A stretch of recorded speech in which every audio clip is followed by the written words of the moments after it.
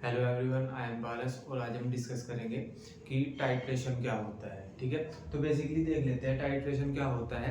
तो टाइट्रेशन में हम क्या कहते हैं कि हमारे पास दो सॉल्यूशन होते हैं। एक सॉल्यूशन की हमको कॉन्सेंट्रेशन पता होती है, दूसरे सॉल्यूशन की हमको कॉन्सेंट्रेशन नहीं पता होती। तो हम एक सॉल्यूशन की कॉन्सेंट्रेशन की हेल्प से जो दूसरा सॉल्यूशन होता है हमारे पास उसकी कॉन्सेंट्रेशन फाइंड आउट करते हैं। अब आप बोलोगे कि भैया कॉन्सेंट्रेशन क्या होती है, तो कॉन्सेंट्रेशन वैसे तो मैंने पहले बता रखा है, पर एक बार और समझ लो कि जो कॉन्सेंट्रेशन होती है हमारे पास वो हमको ये बताती है कि कोई भी जो हमारे पास सब्सटेंस है, कोई सॉल्यूशन कितना डेंस है, कितना गाढ़ा है। ठीक है, ये हमको ये बताती है कि कॉन्सेंट्रेशन सॉल्यूशन की क्या है। जैसा अगर मैं बोल दूं कि हमारे पास 2 गिलास वाटर है, एक गिलास वाटर में मैंने क्या किया, 1 चम्मच शुगर डिजोल्व करा दी, 1 चम्मच शुगर मैंने इसमें डाल दी। दूसरे में मैंने क्या किया, जो दूसरा गिलास है हमारे पास वाटर का, उसमें मैंने 10 चम्मच शुगर की ऐड कर दी। ठीक है, तो अब हमारे पास दो शुगर सॉल्यूशन है। एक शुगर सॉल्यूशन में हमारे पास 1 चम्मच शुगर है और दूसरे गिलास में हमारे पास 10 चम्मच शुगर है। अब मैं ये बोल दूं कि आप मेरे को ना इनकी कंसंट्रेशन बता दो, किसकी ज़्यादा है किसकी कम है। तो कंसंट्रेशन यहाँ पे किसकी ज़्यादा होगी, जिसमें 10 चम्मच शुगर है, क्योंकि वो ज़्यादा गाढ़ा होगा सॉल्यूशन। तो यहाँ पे हमको ये पता चल जाएगा कि किसकी कॉन्सेंट्रेशन, मतलब जिसमें ज़्यादा हमारे पास सोल्यूट ऐड किया है हमने, या मैं ऐसे बोल दूं कि जिसमें ज़्यादा शुगर ऐड की गई है उस सॉल्यूशन की कॉन्सेंट्रेशन ज़्यादा होगी।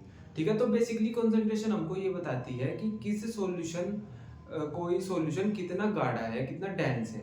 ठीक है, तो अब हमारे पास दो सॉल्यूशन है। मेरे को एक सॉल्यूशन की कॉन्सेंट्रेशन पता है, दूसरे सॉल्यूशन की कॉन्सेंट्रेशन नहीं पता है। तो अब मैं दूसरे कॉन्सेंट्रेशन की जो दूसरा सॉल्यूशन है उसकी कॉन्सेंट्रेशन कैसे फाइंड आउट करूंगा, तो वो मैं फाइंड आउट करता हूँ विद हेल्प ऑफ टाइट्रेशन। तो टाइट्रेशन में बेसिकली हम यही कहते हैं, दो सॉल्यूशन होते हैं हमारे पास, एक सॉल्यूशन की कंसंट्रेशन हमको पता होती है, दूसरे सॉल्यूशन की कंसंट्रेशन हम फाइंड आउट करते हैं पहले वाले कंसंट्रेशन की हेल्प से। क्लियर है क्या? ठीक है, अब एक ये इक्विपमेंट होता है हमारे पास टाइट्रेशन में। तो बेसिकली एक बार प्रोसेस समझ लो, इक्विपमेंट में किसको क्या बोलते हैं वो समझ लो। ठीक है, और हम कंसंट्रेशन फाइंड आउट कैसे करते हैं वो समझ लो। ठीक है, तो सबसे पहले हमारे पास एक ये बेसिकली इक्विपमेंट होता है। यहाँ पे जो हमारे पास ये है इसको बोलते हैं हम ब्यूरेट, इसको हम ब्यूरेट बोलते हैं। ठीक है, और इसको बोलते हैं बीकर। ठीक है, तो अब हमको पता है कि हमारे पास ना दो सॉल्यूशन है। एक सॉल्यूशन की तो हमको सब कुछ पता है, एक सॉल्यूशन की हमको कंसंट्रेशन पता है, दूसरे सॉल्यूशन की हमको कंसंट्रेशन नहीं पता। तो जिसकी कंसंट्रेशन हमको पता है हम उसको ब्यूरेट में फील करते हैं। ठीक है, तो मैं इसको ऐसे बोल दूंगा कि यहाँ पे ब्यूरेट में हम वो फील करते हैं जो नॉन सॉल्यूशन होता है। नॉन सॉल्यूशन होता है जो हमारे पास नॉन सॉल्यूशन होता है, मींस उसकी कॉन्सेंट्रेशन क्या होती है वो हमको पता है, उसकी वॉल्यूम कितनी है वो भी हमको पता है। तो जो हमारे पास नॉन सॉल्यूशन होता है उसको हम ब्यूरेट में फील करते हैं। ठीक है, और इसको हम बोल देते हैं टेट्रेंट। ठीक है, इसको बोलते हैं हम टेट्रेंट बोलते हैं हम इसको। क्लियर है क्या? ठीक है, इतना क्लियर है। अब बात करते हैं बीकर की। तो बीकर में हमारे पास होता है अननोन सॉल्यूशन,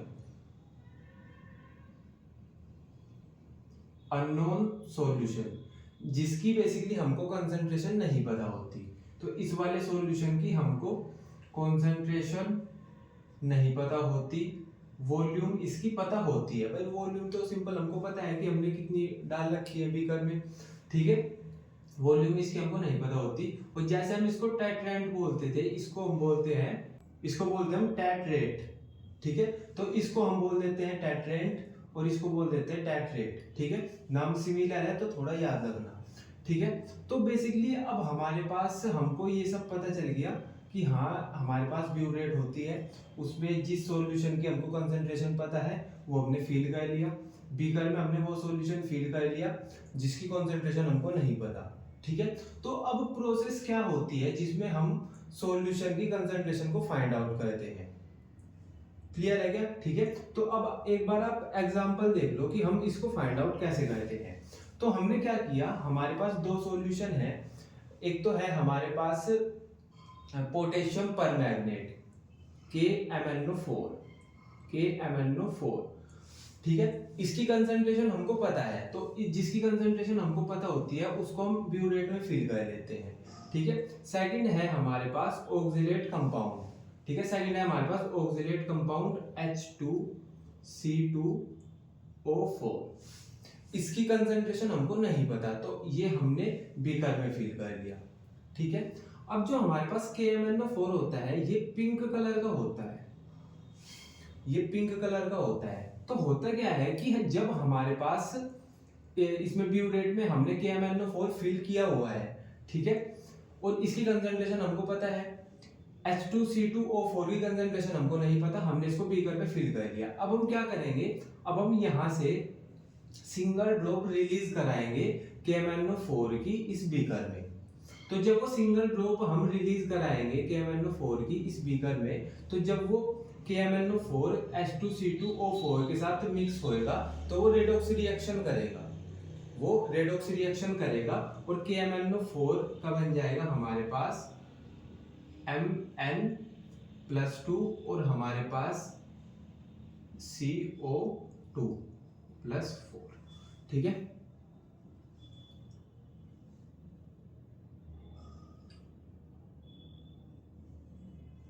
ठीक है ना?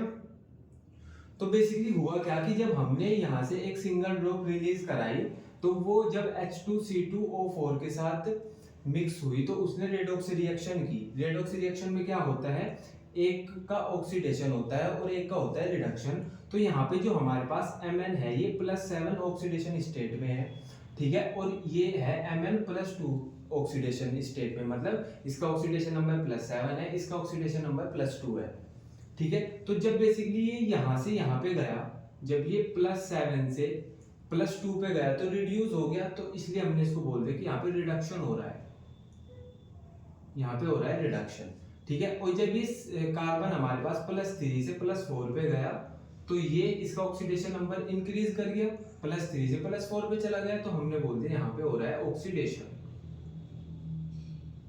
यहाँ पे हो रहा है ऑक्सीडेशन। क्लियर है क्या? तो यहाँ पे हमारे पास Mn का रिडक्शन हो गया और हमारे पास कार्बन का हो गया ऑक्सीडेशन।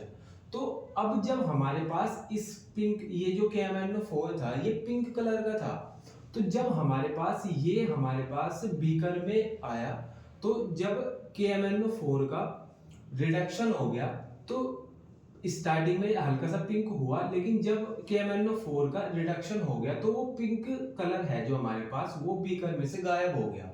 मैं सिंपल ये बोलना चाह रहा हूँ कि जैसे हमारे पास ये ड्रॉप पिंक कलर की है, ये KMnO4 की ड्रॉप है, तो हमारे पास ये पिंक कलर की है, तो जब KMnO4 इस बीकर में आया तो ऑक्सिलेट आयन ने, हमारे पास ऑक्सिलेट कंपाउंड ने KMnO4 का रिडक्शन करा दिया और खुद का ऑक्सीडेशन कर लिया। अब क्योंकि KMnO4 था जो हमारे पास उसका हो गया रिडक्शन, तो अब क्या ये वाला बीकर में जो सॉल्यूशन है ये पिंक होगा? भाई पिंक तो वो नहीं होगा। क्यों? क्योंकि KMnO4 पिंक था, उसकी सिंगल ड्रॉप यहाँ पे आई, लेकिन जो ड्रॉप आई थी उसका हो गया रिडक्शन।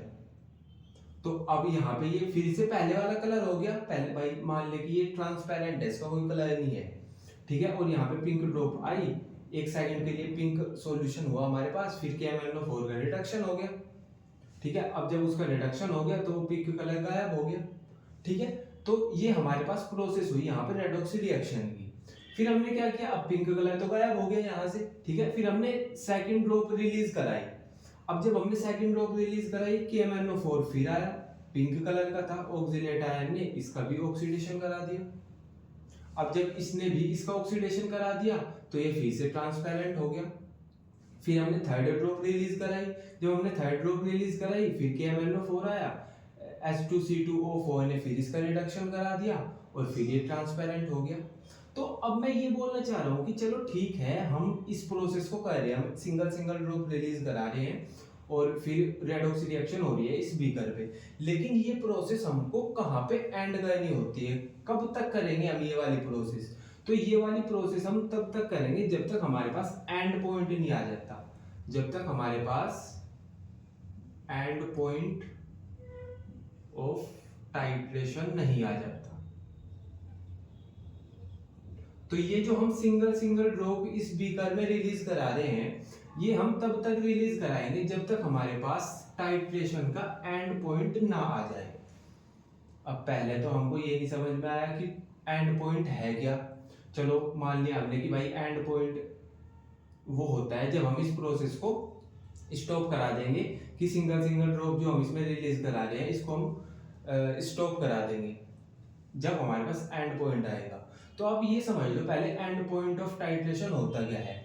टाइट्रेशन का एंड पॉइंट वो होता है जब इस वाले सॉल्यूशन की जो कॉन्सेंट्रेशन है वो इस वाले सॉल्यूशन की कॉन्सेंट्रेशन के इक्वल आ जाती है, तो हम बोल देते हैं कि ये टाइट्रेशन का एंड पॉइंट आ गया। अब हमको आगे यहाँ से जो हम ड्रॉप रिलीज करा रहे थे वो बीकर में रिलीज नहीं करानी, क्योंकि इन दोनों की कंसंट्रेशन है वो सेम हो गई। तो अभी आपको ये याद रखना है कि जो एंड पॉइंट होता है हमारे पास टाइट्रेशन का, उसमें ये होता है कि जो दोनों सॉल्यूशन होते हैं इन दोनों सॉल्यूशन की कंसंट्रेशन इक्वल हो जाती है। ठीक है, चलो अब ये तो समझ आ गया कि ठीक है एंड पॉइंट ऑफ टाइट्रेशन होता है जब दोनों सॉल्यूशन की कंसंट्रेशन इक्वल हो जाती है। लेकिन हमको पता कैसे चलेगा कि सॉल्यूशन का जो हमारे पास टाइट्रेशन है उसका एंड पॉइंट आ गया, ये हमको कैसे पता चलेगा। तो ये पता चलता है हमें इंडिकेटर्स की हेल्प से, ये पता चलता है हमको इंडिकेटर की हेल्प से। ठीक है, इंडिकेटर बेसिकली हमारे पास कुछ सब्सटेंस होते हैं जो कि कलर देते हैं, कलर रिलीज करते हैं, और जिससे हमको ये पता चलता है कि अब एक पर्टिकुलर कलर रिलीज हो गया हमारे पास सॉल्यूशन में, और अब हमको इस अब जो हमारे पास ये हम प्रोसेस करा रहे थे, ये जो हम टाइट्रेशन की प्रोसेस करा रहे थे, इसका एंड पॉइंट आ गया। ठीक है, तो अभी आपको ये समझ आ गया कि एंड पॉइंट ऑफ टाइट्रेशन क्या होता है। भाई एंड पॉइंट ऑफ टाइट्रेशन वो होता है जब दोनों सॉल्यूशन की कंसंट्रेशन इक्वल हो जाती है, उसको हम एंड पॉइंट बोल देते हैं। पता कैसे चलेगा हमको कि एंड पॉइंट ऑफ टाइट्रेशन आ गया, वो पता चलेगा इंडिकेटर की हेल्प से। अब इंडिकेटर्स क्या होते हैं, ये कुछ सब्सटेंस होते हैं जो कि कलर प्रोड्यूस करते हैं, और हमको बता देते हैं कि अब हमने कलर प्रोड्यूस कर दिया, अब आप इस प्रोसेस को स्टॉप कर दो, क्योंकि यहाँ पे एंड पॉइंट आ गया हमारे पास टाइट्रेशन का। क्लियर है क्या? ठीक है, अब वापस प्रोसेस पे आओ। मैंने बोला था कि हमने यहाँ से पहले एक ड्रॉप रिलीज कराई KMnO4 की, उसने वो यहाँ पे जाके रिड्यूस हो गई। ठीक है, मतलब उसका रिडक्शन हो गया। फिर मैंने वो पिंक कलर की थी लेकिन वो यहाँ पे आके ट्रांसपेरेंट हो गई। फिर हमने सेकंड ड्रॉप रिलीज कराई, उसका फिर से रिडक्शन हो गया और फिर वो पिंक कलर से फिर ट्रांसपेरेंट हो गई। फिर मैंने थर्ड ड्रॉप रिलीज कराई, उसका फिर से रिडक्शन हो गया, फिर वो पिंक से ट्रांसपेरेंट हो गई। ठीक है, लेकिन मैं ये बोल रहा हूँ कि जो KMnO4 जो ड्रॉप रिलीज करा रहे हैं वो KMnO4 की है, इसका रिडक्शन H2C2O4 मतलब जो ऑक्सिलेट कंपाउंड है वो इसका रिडक्शन करा रहा है। अब ये ऑक्सिलेट कंपाउंड कब तक इसका रिडक्शन कराएगा? भाई कभी तो ये खत्म हो जाएगा ना। ठीक है, तो जब ये इसका रिडक्शन कराना बंद कर देगा, जब हमारे पास जो H2C2O4 है ये KMnO4 का रिडक्शन कराना बंद कर देगा, तो हमारे पास ये जो पिंक कलर की ड्रॉप है वो इस सॉल्यूशन को पिंक कर देगी। भाई अभी तक ये जब ड्रॉप आती थी तो सॉल्यूशन ये जो बीकर वाला सॉल्यूशन है इसमें प्रेजेंट है H2C2O4, ये KMnO4 का रिडक्शन करा देता था और जो हमारे पास सॉल्यूशन है वो ट्रांसपेरेंट बचता था। लेकिन अब जब ये ड्रॉप आई, अब H2C2O4 तो यहाँ पे प्रेजेंट नहीं है, वो तो सारा फिनिश हो गया। अब इसका KMnO4 का रिडक्शन कौन कराएगा? ठीक है, तो जब KMnO4 का रिडक्शन नहीं होता तो ये वाला सॉल्यूशन पिंक हो जाता है। ठीक है, ये वाला सॉल्यूशन पिंक हो जाता है, और जब ये वाला सॉल्यूशन ट्रांसपेरेंट से पिंक हो जाता है तो हमको ये पता चलता है कि अच्छा यहाँ पे एंड पॉइंट ऑफ टाइट्रेशन आ गया। फिर हम इस प्रोसेस को एंड कर देते हैं। अब जो यहाँ पे KMnO4 था उसने कलर प्रोड्यूस कर दिया पिंक, तो ये KMnO4 एक इंडिकेटर का काम कर रहा है।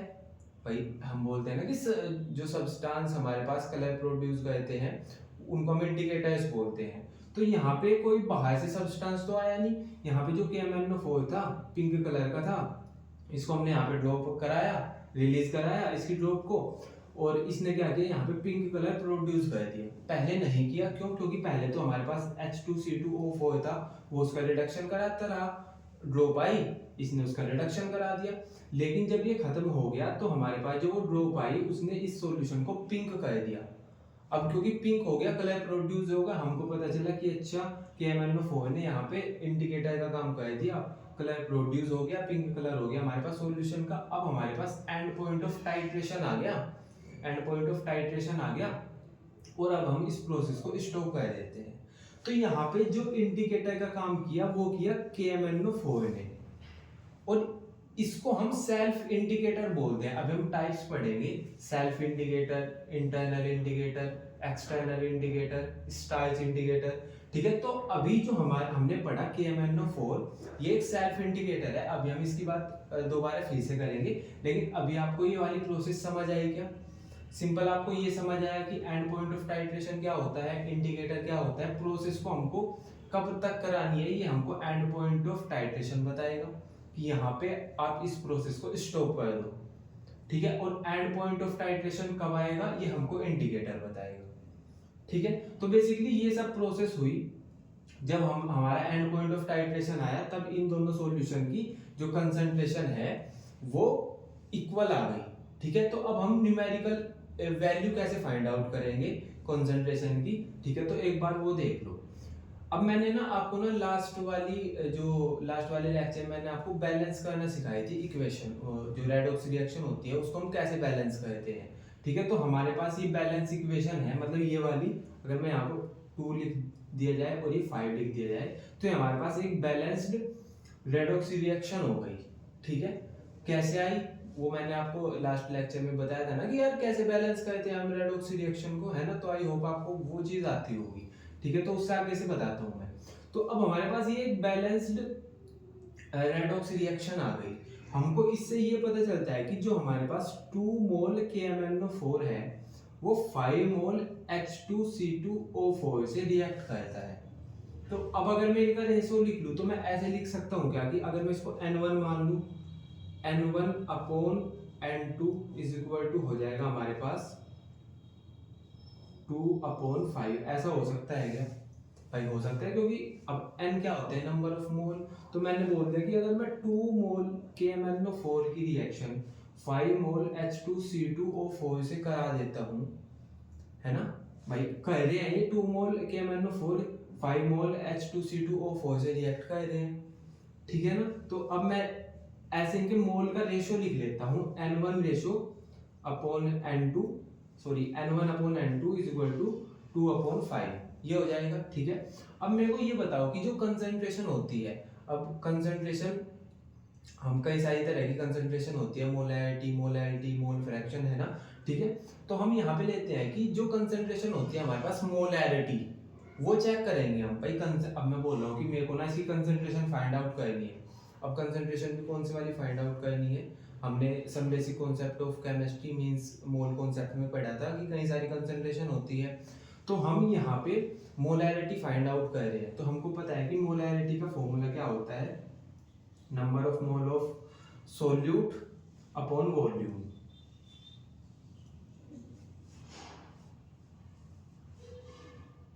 ठीक है। तो सॉल्यूशन की वॉल्यूम और जो हमारे पास मोल है सोल्यूट की, ये हमारे पास मोलैरिटी का फॉर्मूला होता है, ठीक है। तो अब मैं n की जगह पे, तो मैं इसको ऐसे लिख सकता हूँ क्या कि n is equal to mv लिख सकता हूँ। तो मैं क्या करूँगा, n1 की जगह पे m1v1 लिख लूंगा, m1v1 अपॉन n2 की जगह पे लिख लेंगे हम m2v2 इज इक्वल टू 2/5, ठीक है। हमको मोलैरिटी निकालनी है इस वाले सॉल्यूशन की, मतलब M2 की। तो हम क्या करेंगे, हम ऐसे लिख लेंगे इसको 5m1v1 upon 2v2 is equal to M2।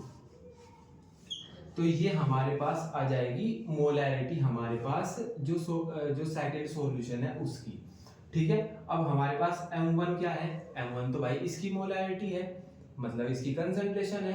तो वो तो हमको पहले से पता होगा, क्योंकि हम तो बोल ही रहे हैं कि हमको एक सॉल्यूशन की जो कंसंट्रेशन है मींस जो मोलैरिटी है वो हमको पता है। तो M1 तो हमको पहले से पता है, ठीक है है ना। और वॉल्यूम हमको दोनों की पता है भाई, इसकी भी वॉल्यूम हमको पता है ना, इसकी भी वॉल्यूम हमको पता है। तो हमने देखा कि m1 पता है हमको v2 भी पता है, और v1 ये है ना। अब ये क्योंकि हमने इसकी ड्रॉप को, इसमें से कुछ ड्रॉप्स निकाल ली है, ना, तो इसमें कुछ चेंज हुआ होगा। तो हमको v1 कैसे पता चलेगा, तो हम ये लिख देंगे कि जो फाइनल वॉल्यूम है ना इसकी, भाई यार इसकी ना कुछ वॉल्यूम थी, फिर हमने इसमें से एक ड्रॉप रिलीज करा दी, वो कुछ कम हो गई, फिर हमने दूसरी ड्रॉप रिलीज कराई, इसमें से फिर वॉल्यूम कम हो गई। तो अब मैं ये देखना चाहता हूँ कि इसकी फाइनल वॉल्यूम कितनी है। तो मैं देखूंगा कि भाई जो हमारे पास फाइनल वॉल्यूम है ना इसकी, उसमें से जो इसकी स्टार्टिंग पे वॉल्यूम थी ना, इनिशियल में जो इसकी वॉल्यूम थी, उसमें से हम माइनस कर देंगे फाइनल वॉल्यूम को, तो हमारे पास v1 आ जाएगा। ठीक है, तो v1 कैसे फाइंड आउट करेंगे हम क्या करेंगे, जो हमारे पास इनिशियल में वॉल्यूम थी ना ब्यूरेट के अंदर, उसको माइनस कर देंगे फाइनल वाली से, तो हमारे पास v1 आ जाएगा। v2 हमको पता ही है, ठीक है, तो यहाँ से हम m2 फाइंड आउट कर देंगे।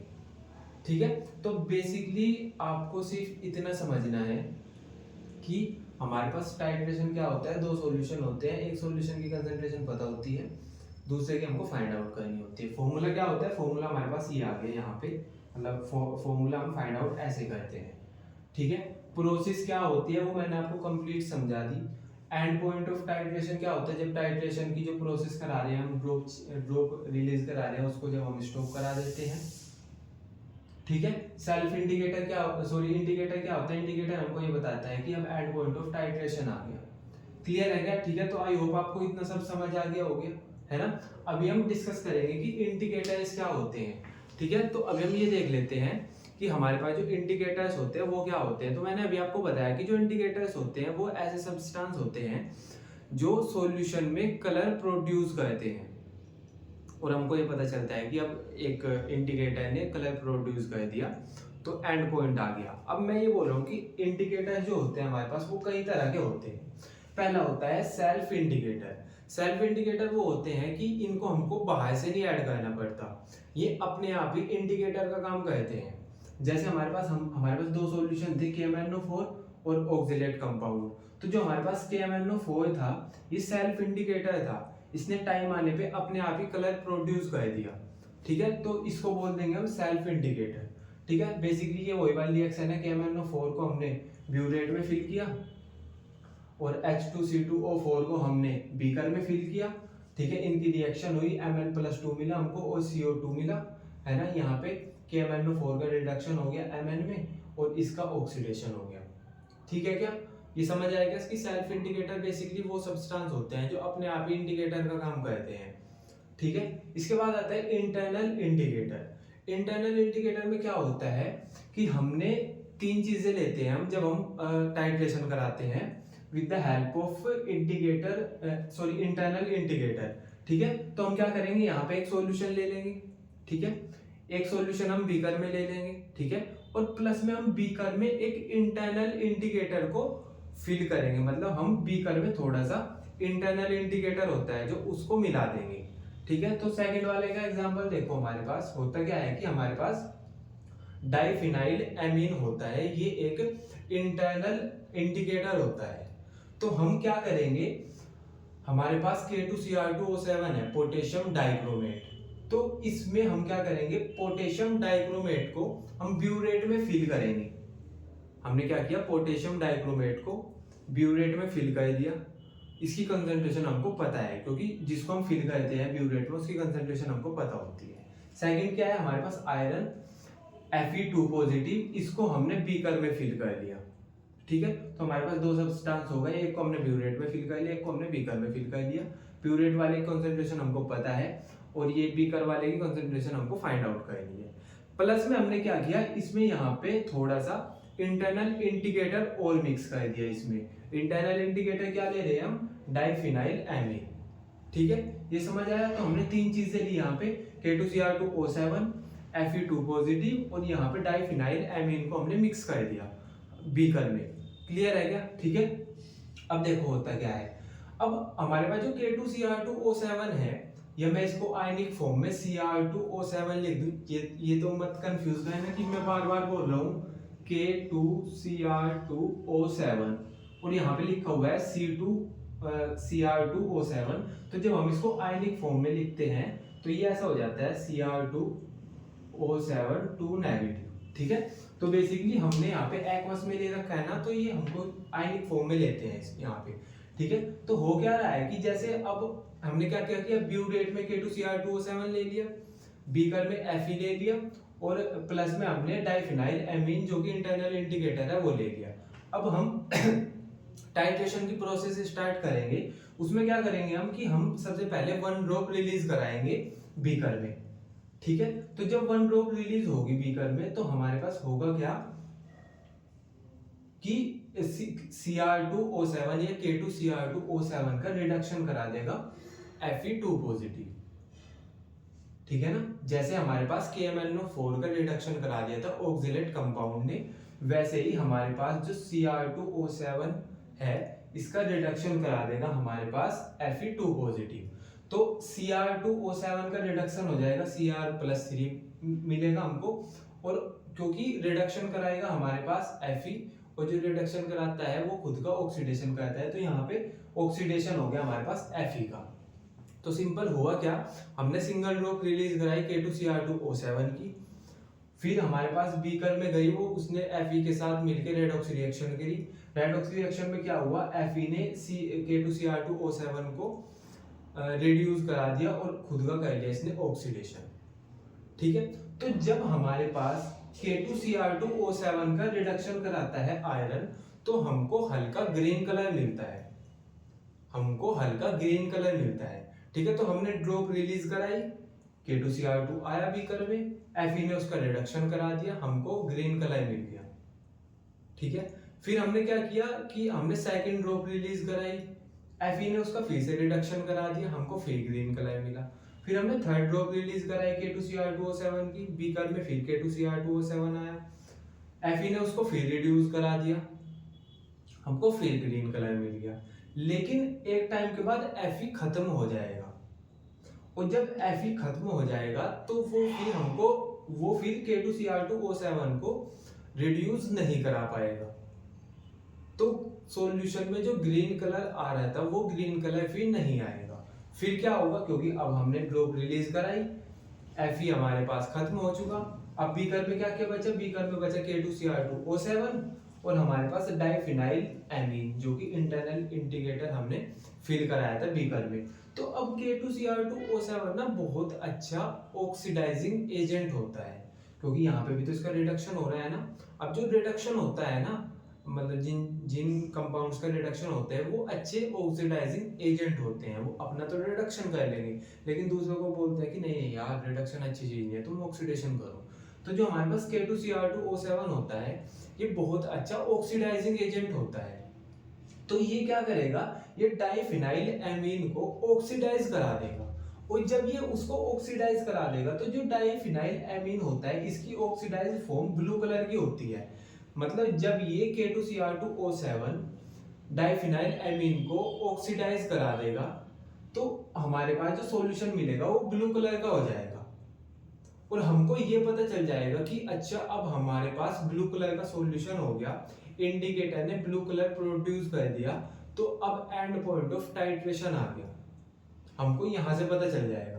तो बेसिकली हुआ क्या, एक टाइम तक जब हमारे पास K2Cr2O7 को रिड्यूस करा रहा था Fe, तब तक सॉल्यूशन का कलर ग्रीन आ रहा था।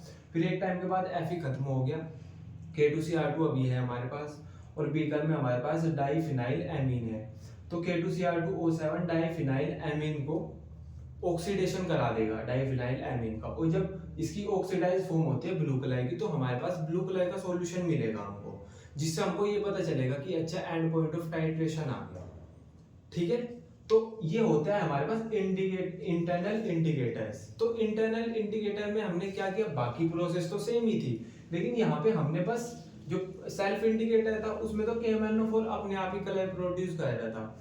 इंटरनल इंडिकेटर में क्या होता है, हमने बाहर से कोई सब्सटेंस मिला दिया, उसने कलर प्रोड्यूस किया, और उसकी हेल्प से हमको ये पता चला कि हाँ कि हमारे पास एंड पॉइंट ऑफ टाइट्रेशन आ गया।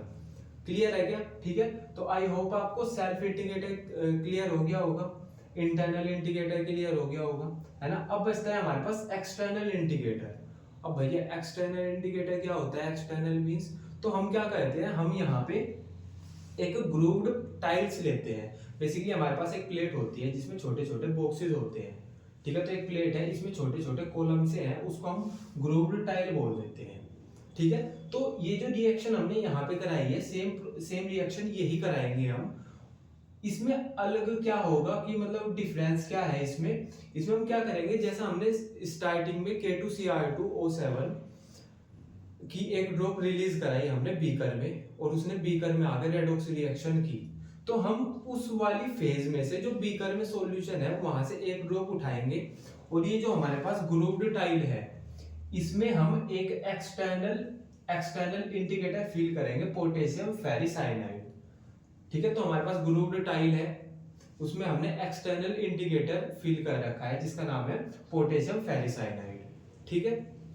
अब हमने क्या किया, हमने सिंगल ड्रॉप रिलीज कराई, वो बीकर में गई, उसने रेडॉक्स रिएक्शन करी आयरन के साथ, जो सॉल्यूशन बना वहां से हमने एक ड्रॉप निकाल ली और हमने ग्रूव टाइल में उसको फिल करा दिया। अब जो ग्रूव टाइल का फर्स्ट वाला कॉलम है, इसमें क्या है हमारे पास, इसमें पोटेशियम फेरिसाइनाइड है जो कि एक्सटर्नल इंडिकेटर है। तो उस ड्रॉप ने क्या किया, जो हमारे पास सॉल्यूशन की ड्रॉप थी जो कि हमने बीकर से निकाली थी, उसको हमने यहाँ पे फिल कराया, यहाँ पे था पोटेशियम फेरिसाइनाइड, और जब वो उसके साथ मिक्स हुई तो इसने यहाँ पे डार्क ब्लू कलर दिया। हमने कहा ठीक है यार, डार्क ब्लू कलर दिया, ठीक है। फिर हमने क्या किया, हमने सेकंड ड्रॉप K2Cr2O7 की बीकर में फिर से रिलीज कराई, फिर सॉल्यूशन का फॉर्मेशन हुआ, हमने वहां से फिर एक ड्रॉप निकाल ली, फिर हमने सेकंड वाला जो कॉलम है, सेकंड वाली जो स्पेस है उसमें फिल कराया। तो अब की बार यहाँ पे भी पोटेशियम फेरिसाइनाइड है, तो अब की बार जो कलर आया वो आया लाइट ब्लू। पहले कैसा आया? ब्लू।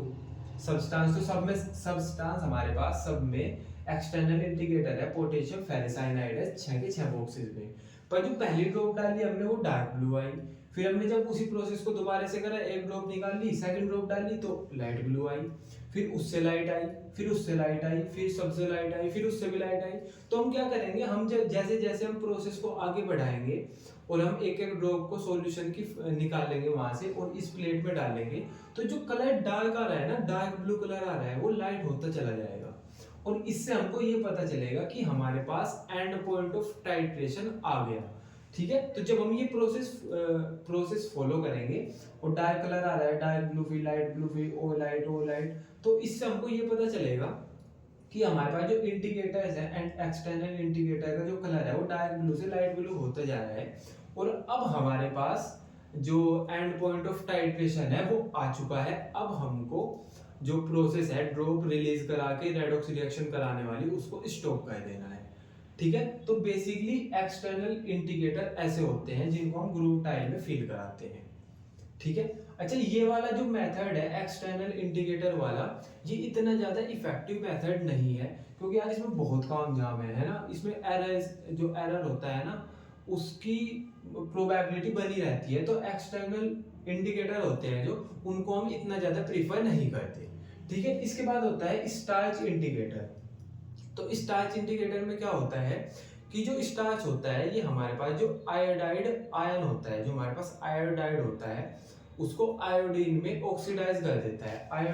मतलब आयोडाइड आयन मतलब आई, तो मैं बोलूं आयोडाइड तो आपको समझना है आई नेगेटिव, और मैं बोलूंगा आयोडीन तो आपको समझना है I2, ठीक है। तो इसको हम आयोडाइड बोलते हैं, इसको हम आयोडीन बोलते हैं, याद रखना, ठीक है।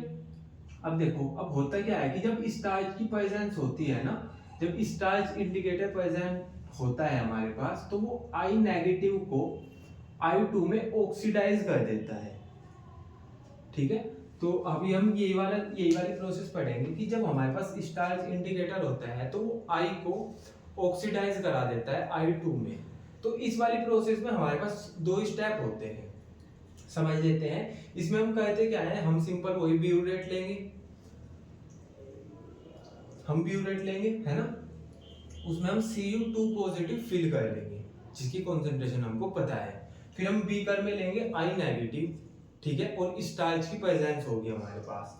तो होगा क्या कि स्टार्च हमारे पास आई नेगेटिव को I2 में ऑक्सीडाइज करा देगा। भाई ऑक्सीडेशन ही तो हुआ है, क्योंकि इसका ऑक्सीडेशन नंबर है -1 और I2 का होता है 0। तो जब माइनस से 0 पे गया तो इंक्रीज ही हुआ वो, तो इसको जब ऑक्सीडेशन नंबर इंक्रीज होता है तो हम बोल देते हैं ऑक्सीडेशन हो गया।